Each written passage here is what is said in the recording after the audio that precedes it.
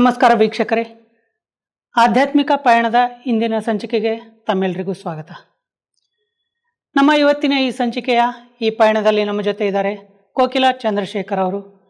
ಸುಮಾರು 21 ವರ್ಷಗಳಿಂದ ಆಧ್ಯಾತ್ಮಿಕ ಜೀವನವನ್ನು ನಡೆಸ್ತಾ ಇದ್ದಾರೆ. ಜೊತೆಗೆ ಅವರು ಬೆಂಗಳೂರಿನ ಚಾಮರಾಜಪೇಟೆಯಲ್ಲಿ BBMPಯ ಕೌನ್ಸಿಲರ್ ಆಗಿಯೂ ಸಹ ತಮ್ಮ ಒಂದು ಕಾರ್ಯವನ್ನು ಮಾಡ್ತಾ ಇದ್ದಾರೆ. ಬನ್ನಿ ಅವ್ರನ್ನ ಈ ಕಾರ್ಯಕ್ರಮಕ್ಕೆ ಸ್ವಾಗತ ಮಾಡ್ತಾ ಅವರ 21 ವರ್ಷಗಳ ಆಧ್ಯಾತ್ಮಿಕ ಜೀವನದ ಅನುಭವಗಳನ್ನು ತಿಳ್ಕೊಳ್ಳೋಣ. ಅಕ್ಕರೆ, ತಮಗೆ ಈ ಕಾರ್ಯಕ್ರಮಕ್ಕೆ ಸ್ವಾಗತ. ನಮಸ್ಕಾರ. ಅಕ್ಕರೆ, ತಾವು ಸುಮಾರು 21 ವರ್ಷಗಳಿಂದ ಆಧ್ಯಾತ್ಮಿಕ ಜೀವನವನ್ನು ನಡೆಸ್ತಾ ಇದ್ದೀರಿ. ಜೊತೆಗೆ ಬೆಂಗಳೂರಿನ ಚಾಮರಾಜಪೇಟೆಯಲ್ಲಿ ತಾವು BBMP ಕೌನ್ಸಿಲರ್ ಸಹ ಆಗಿದ್ರಿ. ತಾವು ಈ ಆಧ್ಯಾತ್ಮಿಕ ಜೀವನಕ್ಕೆ ಬರುವ ಮುಂಚೆ ತಮ್ಮ ಫ್ಯಾಮಿಲಿಯಲ್ಲಿ, ತಾವು ಮತ್ತು ಸಂಪೂರ್ಣ ತಮ್ಮ ಫ್ಯಾಮಿಲಿಯಲ್ಲಿ ಈ ಧಾರ್ಮಿಕ ಆಚರಣೆಗಳು ಹೇಗಿತ್ತು? ಪೂಜೆ ಪುನಸ್ಕಾರ, ಭಕ್ತಿ ಇದೆಲ್ಲ ಹೇಗಿತ್ತು? ಬರೋಕ್ಕೆ ಮುಂಚೆ ನಾವು ತುಂಬಾ ಪೂಜೆ ಮಾಡ್ತಿದ್ದು. ಪೂಜೆ ಅಂದರೆ ದಿನನಿತ್ಯ ಪೂಜೆಗಳನ್ನ ಇರ್ತಾನೆ ಇತ್ತು. ವಿಶೇಷವಾಗಿ ವಾರಗಳಲ್ಲಿ ಹೆಣ್ಮಕ್ಳು ಮಾಡೋವಂಥ ಸೋಮವಾರ ಇರ್ಬೋದು, ಶುಕ್ರವಾರ ಇರ್ಬೋದು, ಮತ್ತು ದೇವಸ್ಥಾನಗಳಿಗೆ ಹೋಗುವಂಥದ್ದು ಇರ್ಬೋದು, ಈ ಥರ ಹಬ್ಬ ಆಚರಣೆಗಳನ್ನ ಪಾಲಿಸ್ತಾ ಬಂದಿದ್ದೀವಿ. ಭಕ್ತಿ ಅಂದರೆ ನನಗೆ ತುಂಬ ಇಷ್ಟ ಇರ್ತಾಯಿತ್ತು. ಭಕ್ತಿ ಅಂದರೆ ಬಿಡದಂತಹ ಒಂದು ದೇವ್ರ ಮೇಲೆ ಒಂದು ಏನಿದೆಯೋ ಆಚಾರಗಳು, ವಿಚಾರಗಳು, ವಿಧಿವಿಧಾನಗಳು ಅದನ್ನೆಲ್ಲ ಪಾಲಿಸ್ಕೊಂಡು ಬರ್ತಾಯಿದ್ದು. ಒಂದು ಚಾಚು ತಪ್ಪದೆ ಪಾಲಿಸ್ಕೊಂಡು ಬರ್ತಾಯಿದ್ದು. ಅದರಲ್ಲಿ ನಮ್ಗೆ ಖುಷಿ ಪಡ್ತಿದ್ದು ನಾವು ಆ ಭಕ್ತಿಯಲ್ಲಿ. ತಾವು ಯಾವ್ಯಾವ ದೇವಸ್ಥಾನಗಳನ್ನು ಸುತ್ತಿದ್ದೀರಿ? ನಾವು ತಿರುಪತಿ ಇರ್ಬೋದು, ಧರ್ಮಸ್ಥಳ ಇರ್ಬೋದು, ಎಲ್ಲ ದೇವಸ್ಥಾನನೇ ನಾವು ಟೂರಿಸಮ್ ಹಾಕ್ಕೊಂಡ್ರೂ ಸಹ ಆ ಟೂರಿಸಮ್ ಅಂತ ಅನಿಸ್ತಾ ಇರಲಿಲ್ಲ ನಮಗೆ. ದೇವಸ್ಥಾನಗಳಿಗೆ ವಿಶೇಷವಾಗಿ ಟೂರಿಸಮ್ ಹೋಗ್ತಿದ್ದೋ ನಾವು. ಸುಮಾರು ದೇವಸ್ಥಾನಗಳಿಗೆ ಹೋಗಿದ್ದೀವಿ. ಕೊನೆಯಲ್ಲಿ ನಾನು ಅಂದ್ಕೊಂಡಿದ್ದೆ ಕಾಶಿಗೆ, ಇದು ಬದ್ರಿನಾಥ ಈ ಥರ ಎಲ್ಲ ಹೇಳ್ತಿದ್ರು, ಅಲ್ಲೆಲ್ಲ ಹೋದರೆ ತುಂಬ ಪುಣ್ಯ ಸಿಗತ್ತೆ ಅಂತ. ಅದಕ್ಕೆಲ್ಲನೂ ನಾವು ವ್ಯವಸ್ಥೆ ಮಾಡ್ಕೊಂಡಿದ್ದು. ನಮ್ಗೆ ಆ ಒಂದು ಸಮಯದಲ್ಲಿ ಇನ್ನು ಹೋಗುವಂಥದ್ದು ಇರುತ್ತಲ್ವ, ಅಂಥ ಅವಕಾಶ ಸಿಕ್ಕಿಲ್ಲ. ಆದರೆ ಒಳ್ಳೆ ದೇವಸ್ಥಾನಗಳು, ಕಾಶಿ ಆಗಿರ್ಬೋದು, ಇಂಥದಕ್ಕೆ ಹೋದರೆ ಒಳ್ಳೆಯದಾಗತ್ತೆ ಅಂದರೆ ಅಂಥ ದೇವಸ್ಥಾನಗಳಿಗೆ ನಾವು ಹೋಗಿ ಬರ್ತಿತ್ತು. ಅಂದರೆ ಭಗವಂತನ ನೀವು ಭಾಳಷ್ಟು ಹುಡುಕಾಟ ತುಂಬ ನಡೆಸಿದ್ದೀವಿ. ತಾವು ಇಷ್ಟೊಂದು ಭಕ್ತಿ ಮಾಡ್ತಾ ಈ ಭಕ್ತಿ ಮಾರ್ಗದಲ್ಲಿ ಇದ್ದಂಥ ತಾವು ಈ ಒಂದು ಆಧ್ಯಾತ್ಮಿಕ ದಾರಿಗೆ ಹೇಗೆ ಬಂದ್ರಿ, ಅಥವಾ ಯಾರು ಕರ್ಕೊಂಬಂದ್ರಿ ನಿಮ್ಮನ್ನು? ನಾನು ಕರ್ಕೊಂಡು ಬಂದಿಲ್ಲ ಅನ್ನೋದಕ್ಕಿಂತ ನನ್ನ ಒಂದು ಹೆಮ್ಮೆ ತರುವಂಥ ವಿಷಯ ಇದು. ನಾನು ಕೌನ್ಸಿಲರ್ ಆಗಿದ್ದೆ, VIP ಅಂತ ಗುರುತಿಸಿ ನನ್ನನ್ನು ಇಲ್ಲಿ ಇನ್ವೈಟ್ ಮಾಡಿದ್ರು ಅಕ್ಕಂದಿರು. ಸೊ ನಾನು ಆವಾಗ ಮಹಿಳಾ ದಿನಾಚರಣೆ ಇತ್ತು. ಯಾವ ಸಂಸ್ಥೆ? ಈ ಬ್ರಹ್ಮಕುಮಾರಿ ಈಶ್ವರೀಯ ವಿಶ್ವವಿದ್ಯಾಲಯದಲ್ಲಿ ನಮ್ಮ ಅಕ್ಕಂದಿರು, ಓಂ ಶಾಂತಿ ಅಕ್ಕಂದಿರು ಅಂತ ಬರೋರವಾಗ ಹೋಗ್ಬಮ್ಮ ಅಂತ ಹೇಳಿ ನಮ್ಮ ಮನೆಯವರು ಆ ಒಂದು ಪ್ರೋಗ್ರಾಮ್ಗೆ ನಾನೇ VIP ಆಗಿ ಗೆಸ್ಟ್ ಆಗಿ ಕರೆದಿದ್ರು. ಆವಾಗ ಮಹಿಳಾ ದಿನಾಚರಣೆ ಕೂಡ ನಾನು ಮಹಿಳೆ ಆಗಿರೋದ್ರಿಂದ ನನಗೆ ಅದೊಂದು ಒಳ್ಳೆ ಅವಕಾಶ.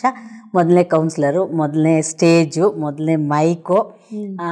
ಕೌನ್ಸಿಲರ್ ಆಗಿದ ತಕ್ಷಣ ಒಳ್ಳೆ ಆಫರು ಭಗವಂತ ನನಗೆ ಕೊಟ್ಟಿರೋದು ಅಂತ ಇವತ್ತು ನಾನು ನಿಜವಾಗ್ಲೂ ಅಂದರೆ ಕೌನ್ಸಿಲರ್ ಆದ ತಕ್ಷಣ ನಿಮಗೆ ಮೊದಲನೇ ಒಂದು ಸ್ಟೇಜ್ ಅಥವಾ ಪ್ಲಾಟ್ಫಾರ್ಮ್ ಸೀದಾ ಭಗವಂತನ ಒಂದು ಆಶ್ರಮದಲ್ಲೇ ನಿಜವಾಗ್ಲೇ ಸಿಕ್ಕಿರೋದು. ಅಂದರೆ ಭಗವಂತ ನನಗೆ ಇವಾಗ ಅಂದ್ಕೊಳ್ತೀನಿ, ನನ್ನನ್ನು VIP ಆಗಿಯೇ ಮಾಡಿ ನನ್ನನ್ನು ಕರೆಸ್ಕೊಂಡ್ರಲ್ವ, ಅದು ನನ್ನ ಒಂದು ಖುಷಿ. ನನ್ನ ಒಳಗಡೆನೇ ಯಾವಾಗಲೂ ಖುಷಿ ಪಡ್ಕೊಳ್ತಾ ಇರ್ತೀನಿ ಬಾಬನಿಗೆ ಹೇಳಿ.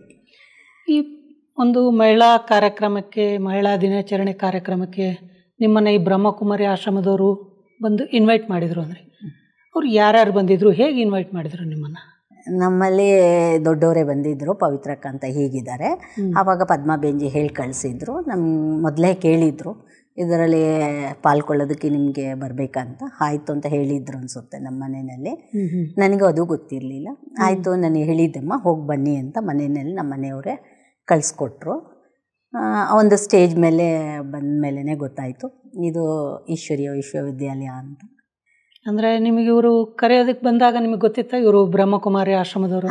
ಏನೂ ಗೊತ್ತಿರಲಿಲ್ಲ. ಅವರು ಯಾವುದೋ ಒಂದು ಪ್ರೋಗ್ರಾಮಿಗೆ ಇನ್ವೈಟ್ ಮಾಡೋಕೆ ಬಂದಿದ್ರು, ನೀವು ಒಪ್ಕೊಂಡು ಬಂದು ಅದು ನಮ್ಮ ಕರೆದ ಮೇಲೆ VIP ಆಗಿ ನಮ್ಗೆ ಇನ್ನೂ ಖುಷಿ ಅಲ್ವಾ ಬರೋಂಥದ್ದು ಇತ್ತು. ನೀವು ಈ ಬ್ರಹ್ಮಕುಮಾರಿ ಆಶ್ರಮಕ್ಕೆ ಆ ಪ್ರೋಗ್ರಾಮ್ ಅಟೆಂಡ್ ಮಾಡೋದಕ್ಕೆ ಮೊದಲನೇ ಬಾರಿ ಬಂದಾಗ ಈ ಬ್ರಹ್ಮಕುಮಾರಿ ಆಶ್ರಮವನ್ನು ನೋಡಿ ನಿಮಗೇನು ಅನ್ನಿಸ್ತು?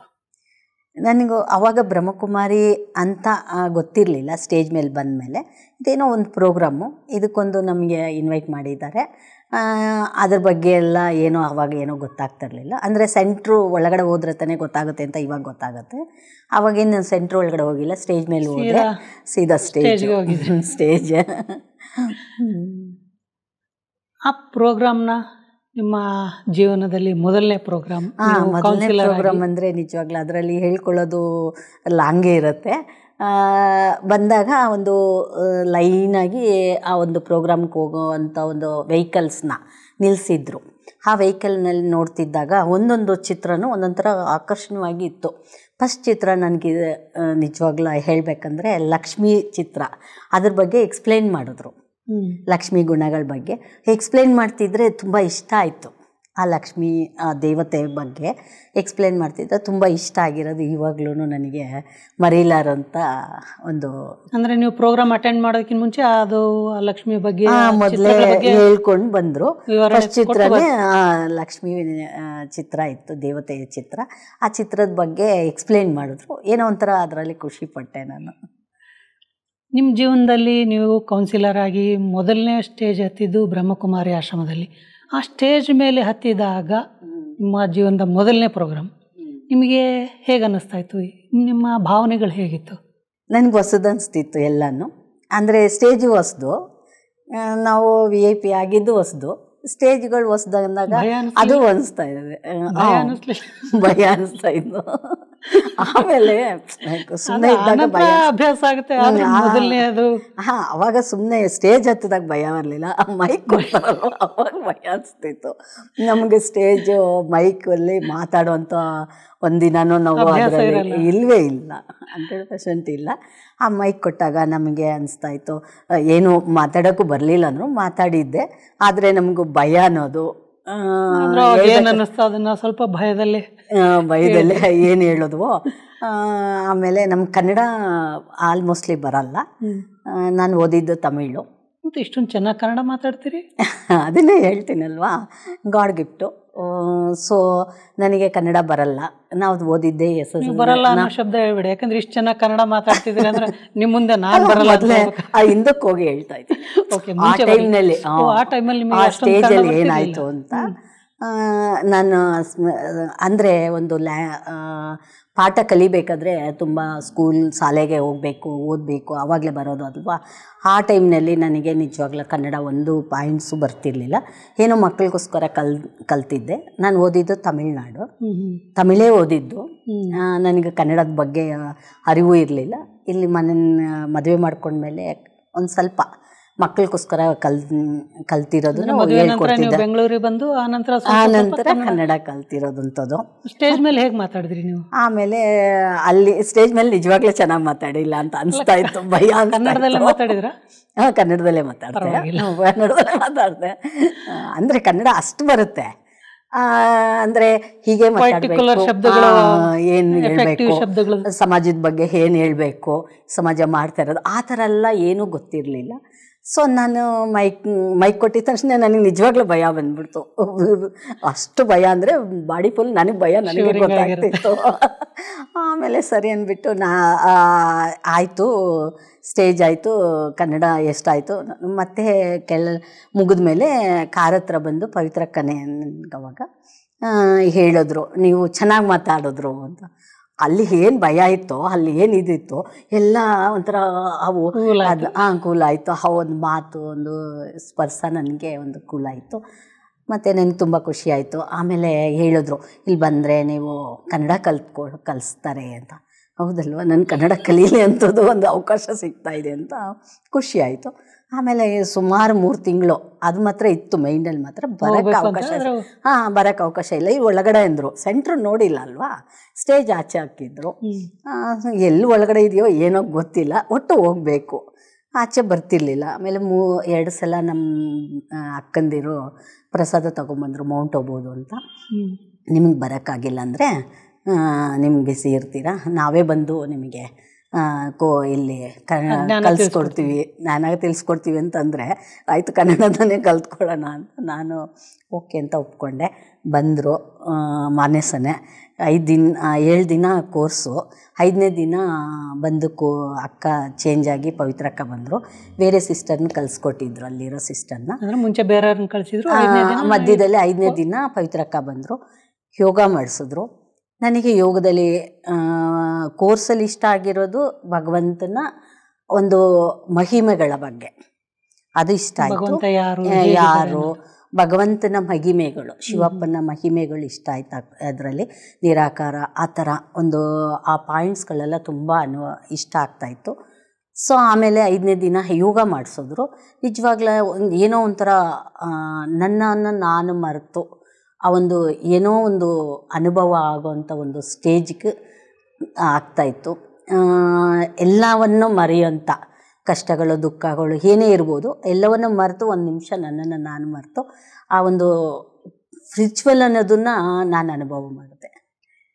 ತುಂಬ ಖುಷಿಯಾಯಿತು ನಮಗೆ. ಆಮೇಲೆ 7ನೇ ದಿನ ಆದಮೇಲೆ 8ನೇ ದಿನ ಕ್ಲಾಸ್ಗೂ ಅಟೆಂಡ್ ಮಾಡಿದೆ. ಇವತ್ತು ಕ್ಲಾಸ್ಗೆ 8ನೇ ದಿನ ನೀವು ಅಲ್ಲಿಗೆ ಬಂದು ಕ್ಲಾಸ್ ಮಾಡಿದ್ರೆ ಅಥವಾ ನೀವು? ನಾನು ಕ್ಲಾಸ್ಗೆ ಅಟೆಂಡ್ ನೀವು ಸೆಂಟ್ರಕ್ಕೆ, ಸೇವಾ ಕೇಂದ್ರಕ್ಕೆ. ಮತ್ತು ನಾನು 8ನೇ ದಿನ ಯಾವತ್ತು ನಾನು ಇಲ್ಲಿ ಬಂದು ಅಟೆಂಡ್ ಮಾಡಿದ್ನೋ ಆವತ್ತಿಂದ ಗಾಡ್ಲಿ ಸ್ಟೂಡೆಂಟಾಗಿ ನಡ್ಸ್ಕೊಂಡು ಬರ್ತಾಯಿದ್ದೀನಿ. ನೀವು ಆ 8ನೇ ದಿನ ಈ ಸೇವಾ ಕೇಂದ್ರಕ್ಕೆ ಮೊದಲನೇ ಬಾರಿಗೆ ಹೋದ್ರಿ. ಮುಂಚೆ ಅಂತೂ ನೀವು ಬರೀ ಆ ಸ್ಟೇಜ್ ನೋಡಿ ಹಾಗೆ ಹೋಗಿದ್ರಿ.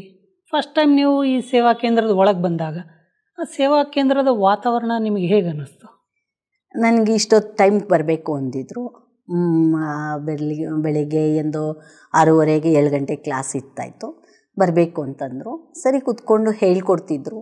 ಸ್ಟಾರ್ಟಿಂಗ್ ನಮ್ಗೆ ಅರ್ಥ ಆಗಿಲ್ಲ ಅಂದ್ರೂ ಕ್ಲಾಸ್ಗೆ ಬರಬೇಕು ಕೇಳಬೇಕು, ಇದು ಮಾತ್ರ ನಮಗೆ ನಡೀತಾ ಬರ್ತಾಯಿತ್ತು. ನಮ್ಮ ಮನೆಯಲ್ಲಿ ಆ ಕ್ಲಾಸ್ಗೆ ಹೋಗ್ತಾಯಿದ್ದೀವಿ ಅಂತ ಆಮೇಲೆ ಗೊತ್ತಾಗಿದ ತಕ್ಷಣ ಆಪೋಸಿಷನ್ನು ಸ್ಟಾರ್ಟ್ ಆಯಿತು, ಹೋಗಬಾರ್ದು ಅಂತ. ನಿನ್ನ ದಿನ ಹೋಗಿ ಬೆಳಗ್ಗೆ ಬರ್ತಾ ಇರ್ತೀಯ, ಮನೆಯಲ್ಲಿ ನೋಡ್ಕೊಳ್ಳೋಲ್ಲ, ಇಲ್ಲ ಮಾಮೂಲಿ. ಅವರು ಒಂದು ಅವರು ಡೈರೆಕ್ಟಾಗಿ ಹೋಗಬೇಡ ಅಂತ ಹೇಳೋಕ್ಕಾಗಿಲ್ಲ ಅಂದ್ರೂ ಮನೆ ಕೆಲಸ ಯಾರು ಮಾಡ್ತಾರೆ, ಅದು ಕಾರಣಗಳು ಇಲ್ಲ, ನಿಜವಾಗ್ಲೂ ಹೋಗಲೇಬಾರ್ದು ಅಂತ ಇದ್ರು. ಅದು ಮಾತ್ರ ತುಂಬ ದಿನ ಇದಿತ್ತು, ಯಜಮಾನ್ರು ಹೇಳ್ದಂಗೆ ಕೇಳಬೇಕಲ್ವಾ. ಸೊ ನಮಗೆ ಬೆಳಗ್ಗೆ ಆ ಒಂದು ಇದರಲ್ಲಿ ಕ್ಲಾಸ್ ಕೇಳೋದಂತೂ ತಪ್ಪಿಸ್ಕೊಳ್ತಾ ಇರಲಿಲ್ಲ. ಆವಾಗ ಚಿಕ್ಕದು ಸೆಂಟ್ರು ಅಲ್ಲಿ. ನಿಮ್ಮ ಮನೆಯಲ್ಲಿ ಅವರು ಅಷ್ಟು ಅಪೋಸ್ ಮಾಡಿದ್ರು, ನೀವು ಮತ್ತೆ ಆದರೂ ಬರ್ತಾಯಿದ್ರೆ? ಗೊತ್ತಾಗಿ ಬರ್ತಿದ್ರು ಅಥವಾ ಗೊತ್ತಿಲ್ಲದೇ ಆಮೇಲೆ ಇದೆಯಾ ಸರಿ ಇಲ್ಲ ಅಂತ ಮತ್ತೆ ಬರ್ತಿದ್ದು. ಅಲ್ಲಿ ಲತಕ್ಕ ಅಂತ ಇದ್ದರು, ತುಂಬ ಚೆನ್ನಾಗಿ ನಮಗೆ ಪಾಠ ಮಾಡೋರು. ನಾನು ಬರ್ತೀನಿ ಅಂತ ಕರೆಕ್ಟಾಗಿ ಅವರು ಕೂತ್ಕೊಂಡ್ಬಿಡೋರು. ರಾಮಕೃಷ್ಣ ಅಣ್ಣ ಅಂತ ಇದ್ದರು, ಈಗಲೂ ಇದ್ದಾರೆ. ಅವ್ರ ಮಮ್ಮವ್ರನ್ನೆಲ್ಲ ನೋಡಿರೋರಂತೆ ಅಂತ ಹಳೆಬರು. ಇವರು ಪಾಲನೆಯಲ್ಲಿ ತುಂಬ ಚೆನ್ನಾಗಿ ಜ್ಞಾನ ಕೇಳ್ಕೊಂಡು ಹೋಗ್ತಿದ್ದೆ. ಅಂದರೆ ಜ್ಞಾನ ನಾವು ಕೇಳೋದಕ್ಕಿಂತ ಅಲ್ಲಿ ಅಟೆಂಡ್ ಮಾಡೋದು ಕರೆಕ್ಟಾಗಿರ್ತಿತ್ತು ನಮಗೂ. ಆ ರೀತಿ ನಡ್ಕೊಂಡು ಹೋಗ್ತಾಯಿತ್ತು. ಮತ್ತು ಎಲ್ಲೆಲ್ಲಿ ಸೇವೆ ಮಾಡಬೇಕಾದ್ರೂ ಅವ್ರ ಜೊತೆ ವಾಕಿಂಗು, ಮಾರ್ನಿಂಗು ಆ 2 ಅವರು. ಒಟ್ಟು ನಿಮಗೆ ಮಧ್ಯದಲ್ಲಿ ಯಾವಾಗ ಟೈಮ್ ಸಿಗುತ್ತೋ ಅವಾಗ ನೀವು ಬಂದು? ಆ ಥರ ಏನು ಬರ್ತಿರ್ಲಿಲ್ಲ. 6 ಗಂಟೆಗೆ ನಾವು ಬರ್ತಿದ್ದು. ಬೆಳಗ್ಗೆ ಬಂದರೆ ಮುಗಿಸ್ಕೊಂಡು ವಾಕಿಂಗು. ಅವರು ನಮ್ಮ ಮನೆಯವರು ವಾಕಿಂಗ್ ಹೊಟ್ಟೋಗೋರು. ಈ ಕಡೆ ಬಂದು ನಾವು ಅದೇ ಮಕ್ಕಳನ್ನ ನಾವು ವಾಕಿಂಗ್ ಹೋಗ್ತಿದ್ವು ಅವ್ರ ಜೊತೆ. ಮತ್ತು ಎಲ್ಲನ ಕೋರ್ಸ್ ಕೊಡೋದು ಅದೆಲ್ಲ ಮಾಡ್ತಿದ್ದು. ಅವ್ರ ಜೊತೆ ನೋಡಿದ್ರೆ ನಮಗೆ ಒಂಚೂರು ಆಪೋಸಿಷನ್ ಮಾಡೋರು. ಯಾಕಂದರೆ ಅವರ ಒಂದು ಇದರಲ್ಲಿ ನಿಂತ್ಕೊಂಡು ಹೇಳ್ತಾರೆ, ನಾವು ತಪ್ಪು ಅಂತ ನಾನು ಹೇಳೋದು. ಯಾಕಂದರೆ ಹೌದು, ಇಲ್ಲಿ ಏನು ಹೇಳ್ಕೊಡ್ತಾರೆ, ಏನು ಕಲಿಸ್ತಾರೆ ಅನ್ನೋದು ಗೊತ್ತಿಲ್ಲ ಅಂದಾಗ ಅವರು ಅಲ್ಲಿ ಇಲ್ಲಿ ಕೇಳಿರೋವಂಥ ವಿಚಾರಗಳಿರುತ್ತಲ್ಲ, ಆ ರೀತಿ ಯೋಚನೆ ಮಾಡಿರ್ತಾರೆ. ಇವಾಗ ಅವ್ರು ಏನು ಹೇಳೋದಂದರೆ, ನೀನು ಭಕ್ತಿಗೆ ಹೋಗ್ತೀಯ, ದೇವಸ್ಥಾನಕ್ಕೆ ಹೋಗ್ತೀಯ, ಅಲ್ಲೇ ಕೂತ್ಕೊಳ್ತೀನಿ ಅಂತ ಅನ್ನಂಗಿಲ್ಲ ಅಲ್ವಾ. ನಮಸ್ಕಾರ ಮಾಡ್ಕೊಂಡು ಬರ್ತಾ ಇರಬೇಕು. ಇಲ್ಲೋದ್ರೂ ಅಷ್ಟೇ, ನೀನು ನಾನು ಎಷ್ಟಾಯಿತು ಹೋದೆ, ಸ್ಟೇಜ್ ನೀನು ಕರೆದ್ರು VIP ಆಯಿತು ಹೋಗಿ ಬಂದು. ಇವಾಗ ಅದರಲ್ಲೇ ಹೋಗ್ತೀನಿ ಅಂದರೆ ಕಷ್ಟ ಆಗುತ್ತೆ, ಆಗಲ್ಲ. ಇನ್ನು ಎಷ್ಟೊಂದು ಜವಾಬ್ದಾರಿಗಳಿದೆ ಅಂತ ಅವರು ಕೆಲವೊಂದು ಬಹುಶಃ ಎಲ್ಲರ ಮನಸ್ಸಲ್ಲಿ ನಾರ್ಮಲಾಗಿ ಒಂದು ಈ ಭಯ ಬರುತ್ತೆ. ಇಲ್ಲಿ ಆಶ್ರಮಕ್ಕೆ ಹೋಗ್ಬಿಟ್ರೆ ಮನೆ ಮಠ ಎಲ್ಲ ಬಿಟ್ಟು ಅಲ್ಲೇ ಹೋಗಿ ಸೇರಿಬಿಡ್ತಾರೋ, ಆಮೇಲೆ ನಮ್ಮನ್ನೆಲ್ಲ ಬಿಟ್ಟು ಹೋಗ್ಬಿಡ್ತಾರೆ, ಆ ಭಾವನೆಯೂ ಇರುತ್ತೆ. ಆ ಥರ ಏನಿಲ್ಲ, ಹೋಗೋದಕ್ಕಾಗಲ್ಲ ಅಂತ ಅವ್ರಿಗೂ ಗೊತ್ತಿಲ್ಲ. ಏನೋ ಅವರು ಒಂದು ಅವ್ರ ಪಾತ್ರ ಏನಿದೆಯೋ ಅವ್ರು ಮಾಡಿದ್ರು. ಮನೆಯಲ್ಲಿ ಯಜಮಾನ್ರಾಗಿ ಎಂತಿನ ಯಾವ ಥರ ಟ್ರೀಟ್ ಮಾಡಬೇಕೋ ಅವ್ರ ಪಾತ್ರ ಅವ್ರು ಮಾಡಿದ್ರು ಅಷ್ಟೇ. ಸೊ ಈ ಜ್ಞಾನಕ್ಕೆ ಬಂದಾದಮೇಲೆ ನೀವು ನಿಮ್ಮ ಒಂದು ಆಚಾರ ವಿಚಾರ ನಡೆ ನುಡಿ ಇದರಲ್ಲಿ ಏನೇನು ಪರಿವರ್ತನೆ ಮಾಡ್ಕೊಂಡ್ರಿ? ನನಗೆ ತುಂಬ, ನೀವು 30 ನಿಮಿಷ ಅಂದರು, ನನಗೆ ತುಂಬ ಇದೆ ಇದರಲ್ಲಿ. ತುಂಬಾ ನಾನೇ ಒಂದು ಫಸ್ಟ್ ಟೈಮು ಹಿಂಗೆ 1 ವರ್ಷ ನಾವು ಜ್ಞಾನದಲ್ಲಿ ಬರ್ತಿದ್ದು. ಮತ್ತು 2ನೇ ವರ್ಷಕ್ಕೂ ನೀವು ಮಧುಬನಿಗೆ ಬರಬೇಕು ಅಂತ ಇರುತ್ತಲ್ವ, ಇಲ್ಲಿ ಏನಿದೆಯೋ ಅದರಲ್ಲಿ ನಮ್ಮ ಕರೆದಿದ್ರು. ನಾನು ಹೋಗ್ಬೇಕಂತ ಒಂದು ಫಾರಮ್ಮು ಫಿಲ್ಲಪ್ ಮಾಡಬೇಕು ಅಂದರು. ನಮ್ಮ ಮನೇಲಿ ಕೊಟ್ಟೆ. ಇವತ್ತು ಬೇಡ ನಾಳೆ ಬೇಡ ಅಂತ 2-3 ಸಲ ಬೇಡ ಅಂದರು. ಆಮೇಲೆ ನನಗೆ ವಿಶೇಷವಾಗಿ ಇಲ್ಲಿರೋ ಅಂಥ ಅಕ್ಕಂದಿರು, ಪದ್ಮಾ ಬೆಂಜಿ ವಿಶೇಷವಾಗಿ ನನಗೆ ಈ ಒಂದು ಅವರೇ ಸ್ವತಃವಾಗಿ, ಇವಾಗ ಅನಿಸುತ್ತೆ ಅಷ್ಟು ದೊಡ್ಡವರೇ ನನ್ನನ್ನು ಬಂದು ಕರೆದಿದ್ರಲ್ವ ಅಂತ ಖುಷಿ ಪಡ್ತೀನಿ ಇವಾಗೆಲ್ಲ. ಪದ್ಮಾ ಬೆಂಜಿ, ಇನ್ನು 3-4 ಸಿಸ್ಟರ್ಗಳು, ಪವಿತ್ರಕ್ಕ ಇರ್ಬೋದು, ಬಿಂದೋಕ್ಕ ಇರ್ಬೋದು, ಎಲ್ಲರೂ ಬಂದಿದ್ದರು.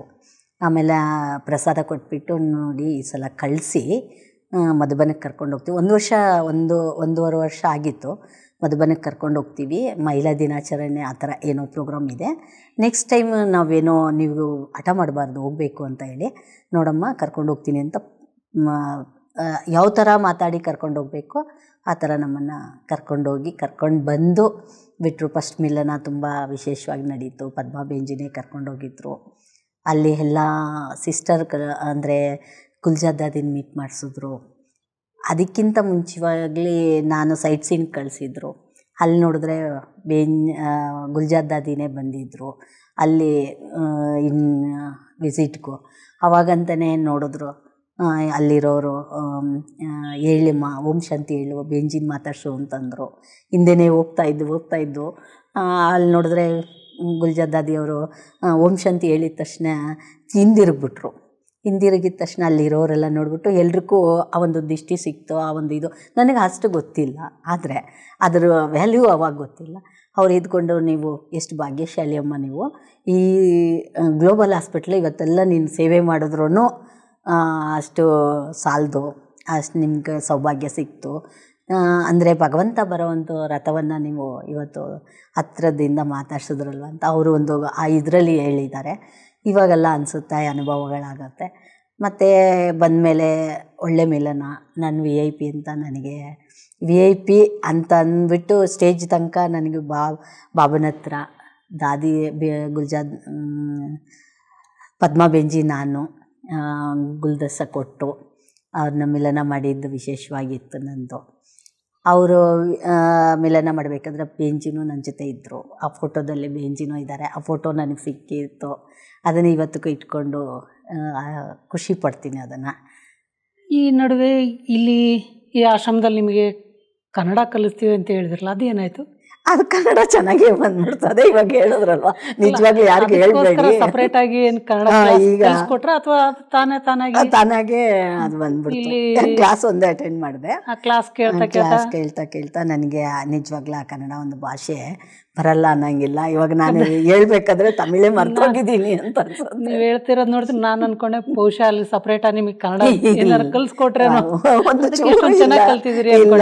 ಇಲ್ಲ ಅನ್ನೋರು ಒಂದು ಚೂರು ಕನ್ನಡದ ಬಗ್ಗೆ ಆಯ್ ಬರಿಯಮ್ಮ ಓದಮ್ಮ ಏನು ಹೇಳ್ಕೊಟ್ಟಿಲ್ಲ. ಹಾಗೆ ನನಗೆ ಕನ್ನಡ ಬಂತು. ಯಾಕಂದರೆ ಹಿಂದಿನ ಟ್ರಾನ್ಸ್ಲೇಷನ್ ಮಾಡ್ತಾರೆ ಕನ್ನಡದಲ್ಲಿ. ಸೊ ಹಂಗಾಗಿ ನನಗೆ ನನಗೇನ ಎಲ್ಲನ ಒಂದು ಸ್ಟೇಜ್ ಇರುತ್ತೆ, ಇಲ್ಲ ಏನೋ ಒಂದು ಭಾಷಣಗಳಿರುತ್ತೆ, ಪ್ರೋಗ್ರಾಮ್ಗಳಿರುತ್ತೆ ಅಂದರೆ ಅದಕ್ಕೆ ತಕ್ಕಂತೆ ಇಲ್ಲಿ ನಾನು ಬಂದು ಬರ್ಸ್ಕೊಂಡು ಹೋಗ್ತಿದ್ದೆ. ನನಗೆ ಈ ಥರ ಇದೆ. ನಿಮಗೆ ಅದಕ್ಕೂ ಸಪೋರ್ಟ್ ಮಾಡಿಕೊಟ್ರು. ಅದನ್ನು ನನಗೆ ಹೇಳ್ಬೇಕಾದ್ರೆ ಒಂದು ಶಾಲೆಯಲ್ಲಿ ಹೋದರೆ ವಿದ್ಯಾರ್ಥಿನಿ ಅಂತ ಅನ್ನೋಕ್ಕೂ ಬರ್ತಿರ್ಲಿಲ್ಲ, ಶಿಕ್ಷಕಿಯರು ಅನ್ನೋಕ್ಕೆ ಬರ್ತಿರ್ಲಿಲ್ಲ. ಅಂಥ ಒಂದು ಸಮಯದಲ್ಲಿ ನಾನು ಅಲ್ಲಿ ಒಂದು ಶಾಲೆಗಳಲ್ಲಿ ಒಂದು ಸ್ವಲ್ಪ ಸಮಾಜ ಅದನ್ನೆಲ್ಲ ನೋಡ್ಕೊಂಡು ಬಂದಾಗ ಅವ್ರ ಹತ್ರ ನೀವು ಬರ್ಸ್ಕೊಂಡು ಹೋಗ್ತಿದ್ರಲ್ಲ, ನನಗೆ ಗೊತ್ತಿಲ್ಲ. ಹಾಗಾಗಿ ನನಗೆ ಸ್ವಲ್ಪ ಕ್ಲಾರಿಫಿಕೇಶನ್ಗೆ ಅವ್ರು ಕನ್ನಡದಲ್ಲಿ ಬರ್ಕೊಡ್ತಿದ್ರಿ ಇಲ್ಲ ತಮಿಳಲ್ಲಿ ಬರ್ಕೊಡ್ತಿದ್ರು? ಕನ್ನಡದಲ್ಲೇ. ನಿಮ್ಗೆ ಕನ್ನಡ ಓದಕ್ಕೆ ಬರ್ತಿತ್ತ? ಬರೀತೀನಿ, ಪರವಾಗಿಲ್ವೇ? ನಾನು ಅನ್ಕೊಂಡೆ ಬರೀ ಮಾತಾಡ್ತೀರಿ ನೀವು ಅಂತ.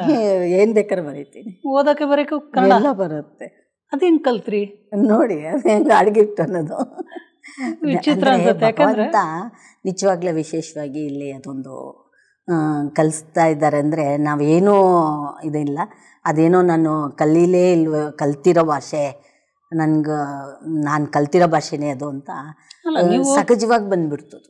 ತುಂಬಾ ಆಶ್ಚರ್ಯ ಆಗ್ತಿದೆ. ಯಾಕಂದ್ರೆ ನೀವು ಓದಿದ್ದು ಬರ್ದಿದ್ದು ಎಲ್ಲ ನಾನು ಬುಕ್ ಬೇಕಾದ್ರೆ ಹೇಳಿದ್ದೆ ಗೊತ್ತಾಗ್ಲಿಲ್ಲ. ಬುಕ್ ಬೇಕಾದ್ರೆ ಪ್ರಾಬ್ಲಮ್ ಅಲ್ಲ ನನಗೆ, ಅದ್ರ ಸಮಸ್ಯೆ ಅಲ್ಲ.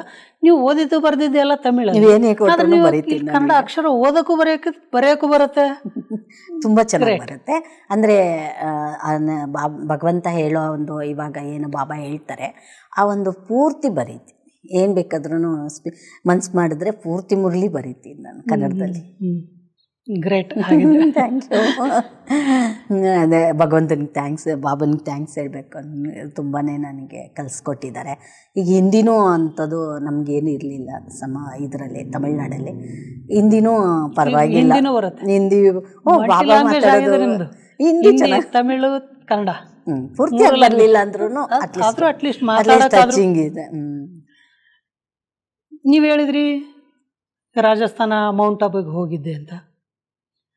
ನೀವು ಮೊದಲನೇ ಬಾರಿ ಆ ರಾಜಸ್ಥಾನ ಮೌಂಟ್ ಆಬುಗೆ ಹೋದಾಗ ಅಲ್ಲಿರುವಂತಹ ಆ ಸ್ಥಳ ನೋಡಿ, ಅಲ್ಲಿರುವಂತಹ ವಾತಾವರಣ ಅಥವಾ ಅಲ್ಲಿರುವಂಥ ಒಂದು ಶಿಸ್ತುಬದ್ಧ ಜೀವನ ನೋಡಿ ನಿಮಗೇನು ಅನಿಸ್ತು? ಅಯ್ಯೋ ತುಂಬಾ ಎಂತೆಂಥೋ ಒಂದು ದೇವಸ್ಥಾನ ಆಗಿರ್ಬೋದು, ಎಂತೆಂಥೋ ಫಾರಿನ್ ಟೂರೆಲ್ಲ ಹೋಗಿದ್ದೀನಿ. ಸಿಂಗಾಪುರ್ ಆಗಿರ್ಬೋದು, ಮಲೇಷ್ಯಾ, ಈ ಥರ ಫಾರಿನ್ ಟೂರ್ಗಳೆಲ್ಲ ಹೋಗಿದ್ದೀನಿ ಕೌನ್ಸಿಲರ್. ಆದರೆ ಅಂಥ ಸ್ಥಾನ ಅಥವಾ ಸ್ಥಳ ಅಂಥ ಒಂದು ಹೋಗಿದ ತಕ್ಷಣ ಒಂದು ಏನೋ ಒಂದು ಆ ಸ್ಪಿರಿಚುವಾಲಿಟಿ, ತಪಸ್ವಿ ಮೂರ್ತಿಗಳು ಇರೋವಂಥ ಜಾಗ ಅಂತ ಹೇಳ್ತಾರಲ್ವ, ಅಂಥ ಒಂದು ಸ್ಥಾನಕ್ಕೆ ಬಂದಿದ್ದೀವಿ ಅಂತ ಅನಿಸ್ತಾ ಇತ್ತು. ಈ ಸ್ಥಾನ ನನಗೆ ತುಂಬ ಒಳ್ಳೆಯದು, ಇಂಥದ್ದೇ ನಾನು ಹುಡುಕ್ತಾ ಇದ್ನೇನೋ, ಇಂಥದ್ದು ಸಿಗುತ್ತೆ ಅಂದ್ಕೊಂಡಿರಲಿಲ್ವೇನೋ ಮನಸ್ಸಿನಲ್ಲಿ ಅಂತ ಅನಿಸ್ತಾಯಿತ್ತು. ಆ ಒಂದು ನೀಟ್ನೆಸ್ಸು, ಆ ಇದು ನಿಜವಾಗ್ಲೂ ಎಲ್ಲಿ ನೋಡೋಕ್ಕೆ ಸಾಧ್ಯನೇ ಇಲ್ಲ ನಾನು ಈ ಸಂದರ್ಭದಲ್ಲಿ ಹೇಳ್ತೀನಿ. ಯಾಕಂದರೆ ಆ ಒಂದು ಪ್ರತಿಯೊಂದರಲ್ಲಿನೂ ನೀಟ್ನೆಸ್ಸು, ಪ್ರತಿಯೊಂದರಲ್ಲೇ ನಾವು ಕಲಿಯೋಂಥ ಪಾಠ ಇತ್ತು. ಒಂದು ಮರ ಇರ್ಬೋದು, ಒಂದು ಸಣ್ಣ ಮರ ನೋಡ್ತಾ ಇದ್ದಾಗ ಅದರಲ್ಲಿರೋ ಹೂವು, ಹಣ್ಣು, ಮಾವಿನಕಾಯಿ ಅಂಥ ಮರಗಳು ನೋಡ್ತಿದ್ದಾಗ ಎಲ್ಲಿ ನೋಡೋಕ್ಕೆ ಸಾಧ್ಯನೇ ಇಲ್ಲ. ಅಂಥ ಒಂದು ಅಂದರೆ ಸ್ಪಿರಿಚುವಾಲಿಟಿನೂ ಇವಾಗ ಹೇಳ್ತಾರಲ್ವ, ನಾವು ಯೋಗದಿಂದ ಬೆಳೆಯೋ ಗಿಡಕ್ಕೂ ಯೋಗ ಇಲ್ಲದೆ ಬೆಳೆಯೋ ಗಿಡಕ್ಕೂ ಡಿಫ್ರೆಂಟ್ ಇರುತ್ತೆ ಅಂತ. ಅಲ್ಲಿ ನಿಜವಾಗ್ಲೂ ಅದು ಒಂದು ಸಾಕ್ಷಾತ್ ಅಲ್ಲೇ ನೋಡ್ಬೋದು ನಾವು ಅದನ್ನು. ನೀವು ಮೊದಲನೇ ಬಾರಿ ಅಲ್ಲಿಗೆ ಹೋದಾಗ, ರಾಜಸ್ಥಾನ ಮೌಂಟ್ ಆಬುಗೆ ಹೋದಾಗ ಎಷ್ಟು ದಿನ ಇದ್ರಿ? ಒಂದು ವಾರ ಇದ್ದೆ. ಒಂದು ವಾರ ಅಲ್ಲಿ ಇದ್ದು. ಆ ಒಂದು ವಾರದಲ್ಲಿ ಹಾಗಿದ್ರೆ ನೀವು ಅಲ್ಲಿ ಇರುವಂಥ ದಾದಿಯರು ದೀದಿಯರನ್ನು ಸಹ ನೀವು ಮೀಟ್ ಮಾಡಿರಬಹುದು. ನನಗೂ ಅಷ್ಟು ದೊಡ್ಡ ದಾದಿಯರಂತ ಅವಾಗ ಗೊತ್ತಿರಲಿಲ್ಲ. ಇವಾಗ ಖುಷಿ ಪಡ್ತೀನಿ ಅದನ್ನೆಲ್ಲ ನೆನಪು ಮಾಡಿಕೊಂಡು. ಸೊ ಗುಲ್ಜಾರ್ ದಾದಿನ ಮೀಟ್ ಮಾಡಿಸಿದ್ರು, ಪ್ರಕಾಶ್ ಮಣಿ ದಾದಿನ ಮೀಟ್ ಮಾಡಿಸಿದ್ರು. ಮತ್ತು ಹೋಗ್ತಾ ಬೇರೆ ದಾದಿ ಇನ್ನೊಂದು 1 ಇಯರ್ಗೆ ಸಲ ಮಿಲನಕ್ಕೂ ಅಂತೂ ತಪ್ಪಿಸ್ಕೊಳ್ತಾ ಇರಲಿಲ್ಲ, ಹೋಗ್ತಾಯಿದ್ದೆ. ಆವಾಗವಾಗ ಯಾವ ದಾದಿಯರು ಸಿಕ್ಕಿದ್ರು ಮೀಟ್ ಮಾಡಿಸೋರು ನನಗೆ. ಆ ಥರ ನನಗೆ VIP ಅಂತ ಯಾವಾಗಲೂ ವರ್ಷ ಹೋದ್ರೂ VIP ಆ ಥರನೇ ಕರ್ಕೊಂಬರ್ತಾಯಿದ್ರು. ನೀವು ಹೇಳಿದ್ರೆ ಆ ಪ್ರಕಾಶ್ ಮಣಿ ದಾದಿ ಅವ್ರನ್ನ ಗುಲ್ಜಾರ್ ದಾದಿ ಫಸ್ಟು ಮಿಲನ ಮಾಡಿಸಿದ್ರು. ಓಕೆ, ಅದಾದ ನಂತರ ನೀವು ಪ್ರಕಾಶ್ ಮಣಿ ದಾದಿ ಅವ್ರನ್ನೂ ಮೀಟ್ ಮಾಡಿದ್ದೇನೆ. ಆ ಪ್ರಕಾಶ್ ಮಣಿ ದಾದಿ ಅವ್ರನ್ನ ಮೀಟ್ ಮಾಡಿದಾಗ, ಅವ್ರನ್ನ ಹತ್ತಿರದಿಂದ ನೋಡಿದಾಗ ನಿಮಗೆ ಯಾವ ರೀತಿ ಭಾವನೆಗಳು ಬರ್ತಾಯಿತ್ತು? ನಿಮಗೇನು ಅನ್ನಿಸ್ತಾ ಇತ್ತು? ಅವರೊಂದು ಇಲ್ಲಿ ಒಂಥರ ಏಂಜಲ್ ಅಂತಲೇ ಅಂದ್ಕೋಬೋದು. ನಾವಿವಾಗ ಏಂಜಲ್ ಅಂತ ಅಂದ್ಕೊಳ್ತೀವಿ, ಪರಿಸ್ತಾ ಅಂದ್ಕೊಳ್ತೀವಿ. ಅವರಲ್ಲಿ ವಿಶೇಷವಾಗಿ ಅವರು ದಾದಿ, ವಯಸ್ಸಾದವರು ಇಲ್ಲ ಮಾಮೂಲಿನವರು ತ ಅನಿಸ್ತಾ ಇರಲಿಲ್ಲ. ಇಂಥ ಒಂದು ಸಂಸ್ಥೆಯಲ್ಲಿ ತುಂಬ ಹಿರಿಯರು, ತುಂಬ ಇದರಲ್ಲೆಲ್ಲನೂ ಪಡ್ಕೊಂಡಿರೋಂಥವ್ರು. ಇವರಿಂದ ನನಗೆ ಒಂದೇ ಒಂದು ಸಲ ನೋಡಿದ್ರೆ ನನಗೆ ಆ ಒಂದು ನನ್ನಲ್ಲಿರುವ ಏನು ಇತ್ತು ದುಃಖ, ಅಶಾಂತಿ ಏನೇ ಇರ್ಬೋದು, ಬಂಧನಗಳಿರ್ಬೋದು, ಬಂಧನ ಇತ್ತು ಅಂತ ಅನ್ಕೋಬೋದು. ಅವಾಗ ತುಂಬಾ ಆ ಬಂಧನಗಳೆಲ್ಲ ಮುಕ್ತರಂತ ಅನಿಸ್ತಾ ಇತ್ತು. ಅದೇ ವರದಾನನೂ ಸಹ ಕೊಟ್ಟರು ಪ್ರಕಾಶ್ ಮಣಿ ದಾದಿ, ಬಂಧನ ಮುಕ್ತ ಆತ್ಮ ನೀನು ಅಂತ. ಅವರು ಹೇಳಿದರು ಮನೆಯಲ್ಲಿ ಬಂಧನ ಜಾಸ್ತಿ ಅಂತ.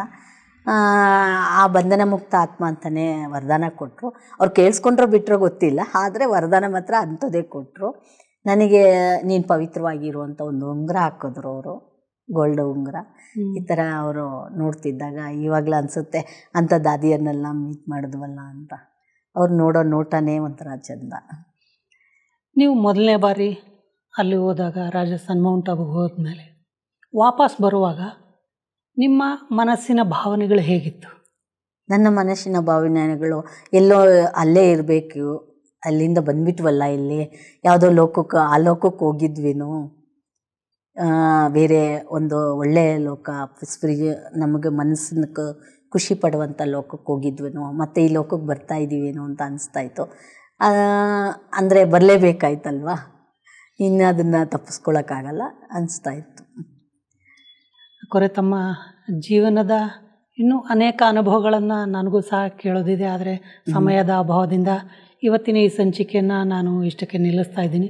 ತಾವು ಮತ್ತೊಮ್ಮೆ ಸಮಯವನ್ನು ಕೊಟ್ಟು ಈ ಕಾರ್ಯಕ್ರಮಕ್ಕೆ ನಮ್ಮ ವೀಕ್ಷಕರಿಗೆ ನಿಮ್ಮ ಜೀವನದ ಮತ್ತಷ್ಟು ಅನುಭವಗಳನ್ನು ತಿಳಿಸ್ಬೇಕು ಅಂತ ತಮ್ಮಲ್ಲಿ ಕೇಳ್ತಾ, ತಾವು ಈ ಕಾರ್ಯಕ್ರಮಕ್ಕೆ ಬಂದಿದ್ದಕ್ಕೆ ತಮಗೆ ಧನ್ಯವಾದಗಳು. ಧನ್ಯವಾದಗಳು. ನೋಡಿದ್ರಲ್ಲ ವೀಕ್ಷಕರೇ, ಕೋಕಿಲಾ ಅವರ ಒಂದು ಆಧ್ಯಾತ್ಮಿಕ ಜೀವನದ ಅನುಭವಗಳು ಹೇಗಿತ್ತು ಅಂತ. ಇದು ಇನ್ನು ಅವರ ಜೀವನದ ಆರಂಭದ ದಿನಗಳು ಅಷ್ಟೇ. ಅವರ ಒಂದು ಸುಮಾರು 21 ವರ್ಷಗಳ ಒಂದು ಆಧ್ಯಾತ್ಮಿಕ ಜೀವನದ ಇನ್ನೂ ತುಂಬ ದೊಡ್ಡ ಒಂದು ಪಯಣವೂ ಸಹ ಇದೆ. ಅದನ್ನೆಲ್ಲ ನಾವು ಮುಂದಿನ ಸಂಚಿಕೆಯಲ್ಲಿ ತಿಳ್ಕೊಳ್ಳುವಂಥ ಪ್ರಯತ್ನ ಮಾಡೋಣ. ಹೀಗೆ ನಮ್ಮ ಕಾರ್ಯಕ್ರಮವನ್ನು ವೀಕ್ಷಿಸ್ತಾ ಇರಿ. ಮತ್ತೆ ಮುಂದಿನ ಸಂಚಿಕೆಯಲ್ಲಿ ಭೇಟಿಯಾಗೋಣ. ಅಲ್ಲಿವರೆಗೂ ತಮ್ಮೆಲ್ಲರಿಗೂ ಧನ್ಯವಾದಗಳು.